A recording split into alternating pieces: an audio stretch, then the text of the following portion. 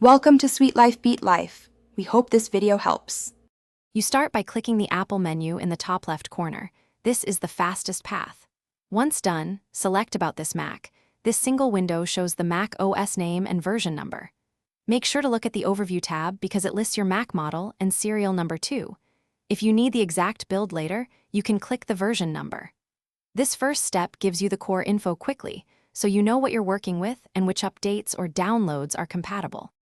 Once you've opened About this Mac, click System Report to dive deeper into hardware and software specifics. This explains processor, memory, and firmware.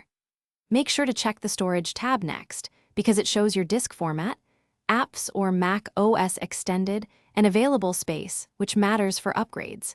If you plan to update, use Software Update from the About window to see compatible upgrades and their size. These middle steps resolve compatibility questions and prepare you for safe installation or troubleshooting.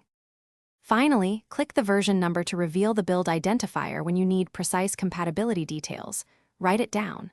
If updates fail or the system misbehaves, restart into safe mode by holding Shift. This isolates issues.